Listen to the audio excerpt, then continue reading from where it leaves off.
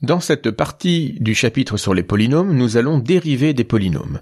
Il s'agit ici d'une dérivation tout à fait formelle. Nous n'allons manipuler que des objets algébriques et nous n'allons pas manipuler de fonctions ou des limites, comme cela serait le cas pour définir des dérivées de fonctions. Cela dit, vous allez voir que les formules qui nous donnent la dérivée d'un polynôme coïncident tout à fait aux formules qui donnent la dérivée de fonctions polynomiales. En effet, si grand A est un polynôme que nous notons somme des AKXK pour k allant de 0 à plus l'infini, alors son polynôme dérivé est le polynôme qu'il sera noté grand A' égal à la somme pour k allant de 1 à plus l'infini des k à k xk-1. Donc vous reconnaissez bien dans cette formule une formule tout à fait analogue à la dérivée de la fonction x puissance k. Vous prendrez bien garde à ce que dans l'expression de A', la somme commence à k égale 1, même si elle commence à 0 pour grand A. Ceci pour deux raisons. D'une part, lorsque k égale 0, le terme de grand A c'est la constante A0, et sa dérivée est nulle, donc il n'y a pas de raison de la garder dans l'expression de A'. Et puis de toute façon, pour k égale 0, x puissance k-1 est égal à x puissance moins 1, qui n'existe pas. Donc il n'y a même pas de sens à garder cette expression pour k égale 0. C'est pourquoi la plupart du temps nous préférons effectuer un décalage d'indice dans cette somme et la faire aller de k allant de 0 à plus l'infini. Donc nous obtenons la somme des k plus 1 à k plus 1 x puissance k qui présente l'avantage de s'écrire avec des x puissance k comme cela est habituel pour des polynômes. En particulier, si vous voulez effectuer des calculs avec d'autres polynômes qui sont déjà écrits sous forme développée avec des x puissance k, il est pratique d'avoir les mêmes puissances de grand X dans tous les termes que vous allez manipuler. Bien sûr, si grand A n'est pas le polynôme nul et que nous notons petit d son degré, il est possible d'écrire la définition précédente comme une somme finie, sans faire courir k jusqu'à plus l'infini, mais en s'arrêtant à petit d. À ce moment-là, grand A ce sera la somme des AKXK pour k allant de 0 à petit d. Donc par définition, A' c'est la somme des k AK xk-1 pour k allant de 1 à d. Et ensuite, si nous effectuons notre décalage d'indice, A' est aussi égal à la somme pour k allant de 0 à d-1 des k plus 1 à k plus 1 xk. Nous pouvons faire plusieurs remarques sur cette définition. Tout d'abord, si nous prenons à nouveau un polynôme grand K écrit sous la forme k allant de 0 à d des AKXK, eh bien A' c'est la somme pour k allant de 1 à d des k à k xk-1. Nous pouvons donc à ces deux polynômes associer leurs fonctions polynomiales qui vont donc être A tilde et A'. Alors vous ferez attention ici, le tilde porte sur A' en entier, prime est bien sous le symbole tilde. Donc ce sont tout simplement les fonctions somme des AK petit x puissance k et la fonction qui a x associe la somme des k à k petit x puissance k-1 pour k allant de 1 à d. Maintenant, si le corps k est égal à r, eh bien nous savons dériver une fonction polynomiale dont la dérivée est réelle. Donc nous pouvons dériver la fonction A tilde. Et nous obtenons la fonction A tilde le tout prime, alors cette fois-ci le symbole prime se trouve en dehors du tilde, c'est la fonction de k dans k, qui à x va associer la somme pour k allant de 1 à petit d, dk à k, x puissance k-1. Que remarquons-nous ? Nous remarquons que si nous dérivons d'abord a et qu'ensuite nous prenons sa fonction polynomiale, nous obtenons la même chose que si nous prenons d'abord la fonction polynomiale de grand A et qu'ensuite nous la dérivons. Ce résultat aurait un sens éventuellement avec des complexes, mais nous ne pouvons pas lui en donner un car nous ne savons pas dériver des fonctions d'une variable complexe. Donc, pour nous, cette formule n'aura un intérêt que dans le cas des réels. Donc si c'est réel, nous pouvons indifféremment d'abord prendre l'opération tilde suivie de prime, ou d'abord prime suivie de tilde. Intéressons-nous ensuite au degré du dérivé d'un polynôme. Alors tout d'abord, nous savons que le dérivé du polynôme nul, c'est encore le polynôme nul. Par contre, si grand A n'est pas nul, nous pouvons à nouveau l'écrire somme des AKXK pour k allant de 0 à petit d, et alors son coefficient dominant AD n'est pas nul. Et nous savons donc que A' c'est la somme pour k allant de 0 à d-1 des k plus 1 à k plus 1 xk. Mais cette somme s'arrête à d-1. Donc de toute façon, il n'y a pas de terme en x puissance k dans A'. Donc ce que nous pouvons affirmer, c'est la chose suivante. Le degré de A' est inférieur ou égal à d-1. Et cela, c'est aussi dire que le degré de A' est inférieur ou égal au degré de A moins 1. Et cette formule c'est celle dont vous vous servirez le plus en ce qui concerne les degrés de polynômes. Elle est toujours vraie, il n'y a pas de cas à distinguer, puisqu'en fait ici nous avons pris a non nul, mais si vous regardez bien, cette formule est vraie aussi pour grand A égale 0, puisque si a est nul, a et a' sont tous les deux nuls, et leurs degrés sont égaux à moins l'infini, et il est vrai de dire que moins l'infini est inférieur ou égal à moins l'infini moins 1. Ce résultat, c'est une inégalité, mais il est très souvent suffisant. Si vous voulez absolument une égalité, il va falloir faire attention.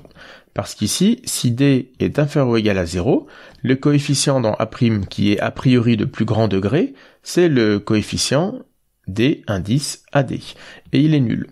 Donc, le polynôme A' est nul. Et dans ce cas-là, le degré de A' est égal à moins l'infini, alors que le degré de grand A est inférieur ou égal à 0. Donc il n'y a pas de lien entre le degré de A et le degré de A'. Par contre, si vous avez bien degré de A supérieur ou égal à 1, dans ce cas-là, D indice AD n'est pas nul, or c'est le coefficient dominant de A'. Donc dans ce cas, il est vrai de dire que le degré de A' est exactement égal au degré de A moins 1. Mais cela ne marche que pour des polynômes de degré au moins 1. Récapitulons alors les résultats que nous venons de démontrer sur le degré de A', car ce sont des résultats importants. Ils sont encadrés à droite en orange. Tout d'abord, quel que soit le polynôme grand A, dans tous les cas, le degré de A' est inférieur ou égal au degré de A moins 1. C'est le résultat le plus important à retenir ici. Le second résultat est bien sûr important, mais vous le connaissez déjà. A' est nul si et seulement si grand A est un polynôme constant, c'est-à-dire si et seulement si son degré est négatif ou nul. Et puis troisième point, si le degré de A est supérieur ou égal à 1, c'est-à-dire si grand A n'est pas constant, alors le degré de A' est égal au degré de A moins 1, et il faut bien insister, ce résultat est faux si A est constant. Nous allons terminer cette vidéo en énonçant et en démontrant la proposition suivante. Si nous prenons deux polynômes grand A et grand B et lambda un scalaire, alors A plus lambda B' est égal à A' plus lambda B'. Ainsi, la combinaison linéaire d'une dérivée est égale à la dérivée de la combinaison linéaire de A et de B. Deuxièmement, la dérivée du produit AB, c'est A'B plus AB'. Et enfin, le dérivé de la composée A rond B, c'est B' fois A' rond B. Bien sûr, ces formules ne devraient pas vous étonner puisque ce sont exactement les mêmes qu'avec des fonctions. Il est d'ailleurs très tentant pour la démonstration de dire que, comme nous l'avons vu, A' le tout tilde est égal à A tilde le tout prime. Donc pour démontrer ces fonctions, nous n'avons tout d'abord qu'à passer du polynôme à la fonction polynomiale. Ensuite, nous appliquons ces formules que nous connaissons pour les fonctions polynomiales. Et puis ensuite, nous revenons au polynôme et par identification, nous avons ces formules.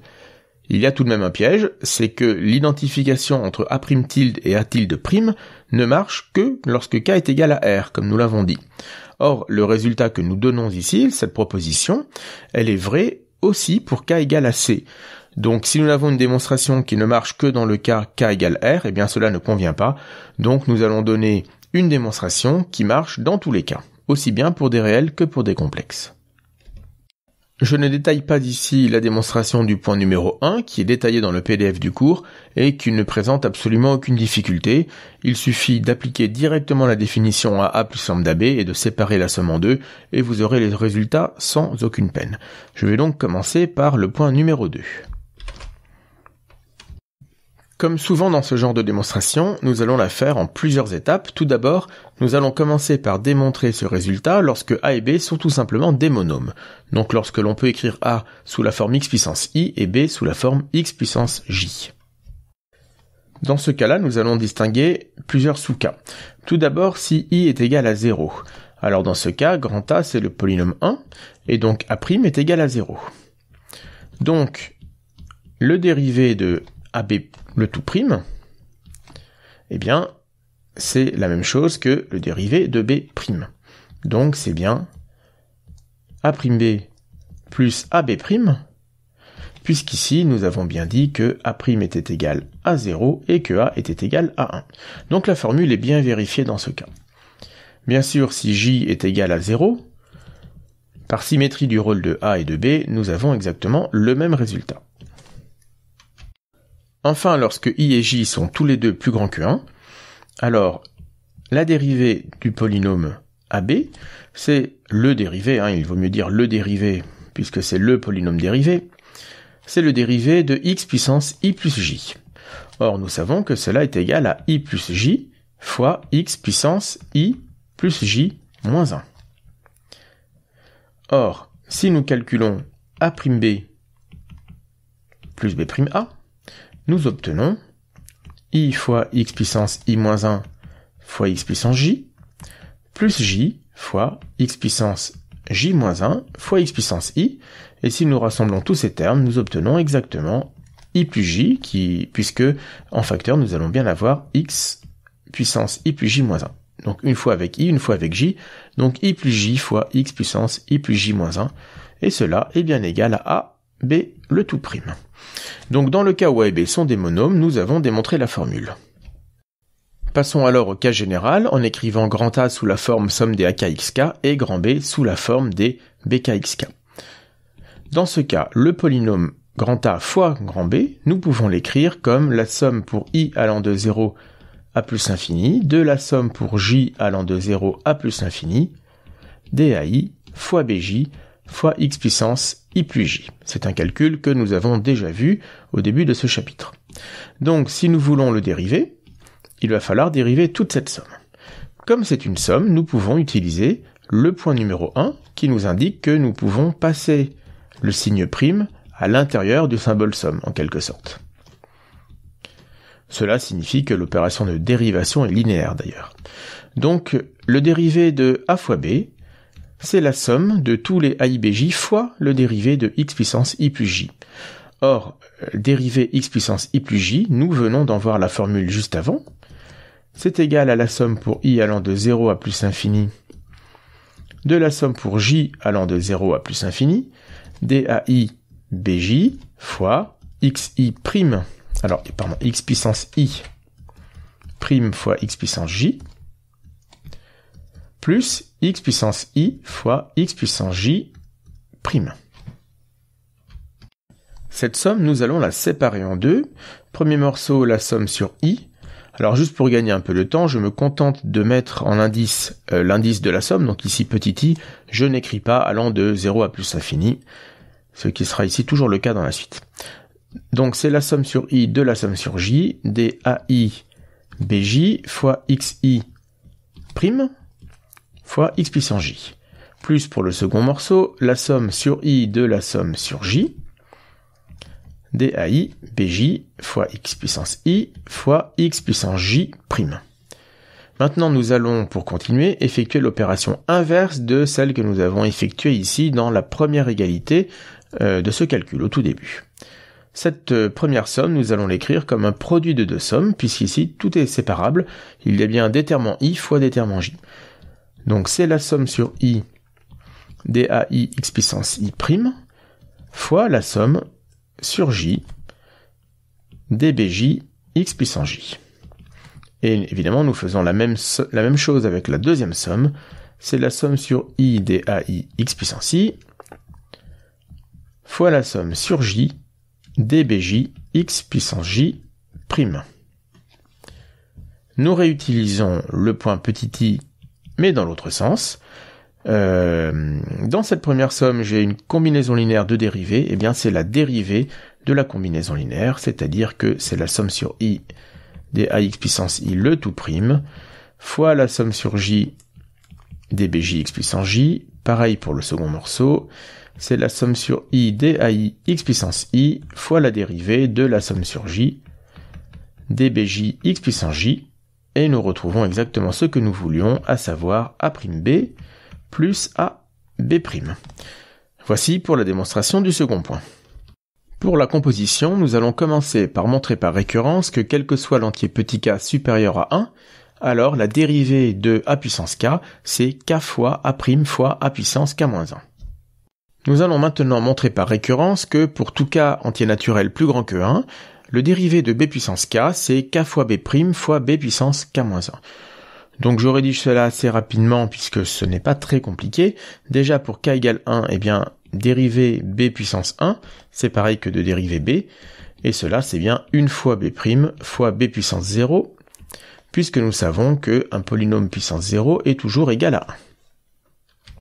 Pour l'hérédité, je ne l'écris pas, mais nous supposons que l'hypothèse est vraie à un certain rang K.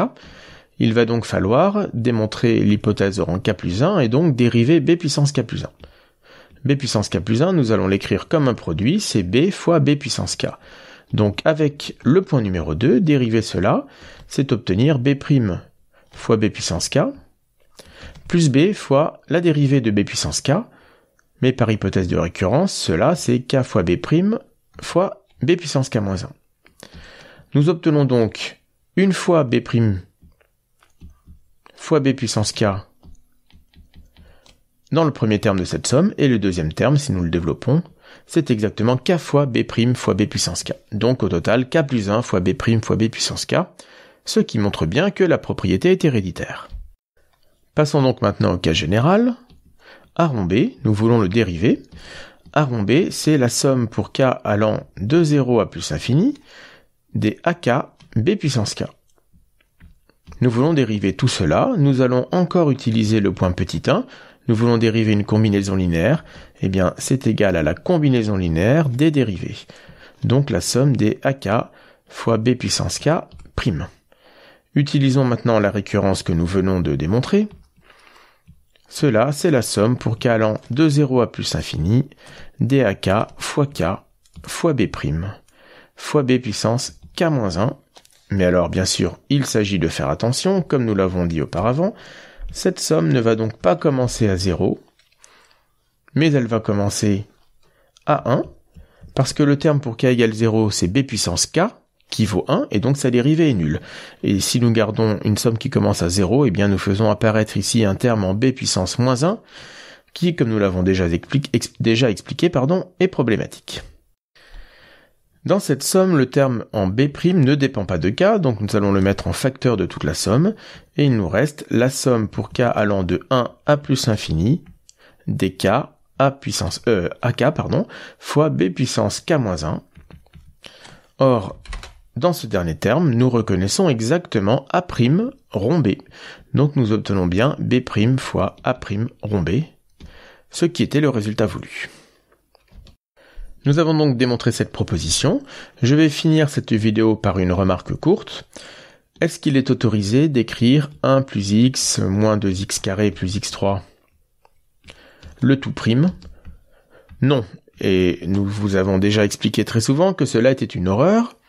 1 plus x moins 2x2 plus petit x3, ici ce sont des petits x, ceci n'est pas une fonction. Or le symbole prime, jusqu'à maintenant, nous ne le connaissions que en exposant d'une fonction. Donc si vous vouliez écrire cela correctement, eh bien, il fallait écrire, donner par exemple un nom à la fonction f qui à x associe 1 plus x moins 2x2 plus x3, et noter ensuite f' ou éventuellement f' de x si vous vouliez l'appliquer à un élément x, mais après avoir introduit x, ou si x appartient, alors je ne sais pas où est définie cette fonction, mais évidemment on va dire r, si x appartient à R, f' de x. Et nous pouvons ensuite calculer la dérivée. Mais maintenant nous savons que ce symbole prime, nous pouvons aussi le mettre en exposant d'un polynôme.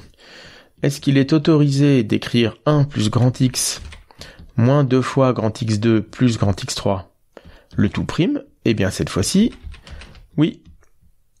Alors pourquoi là on a le droit? Parce que toute cette quantité qui est là, c'est un polynôme.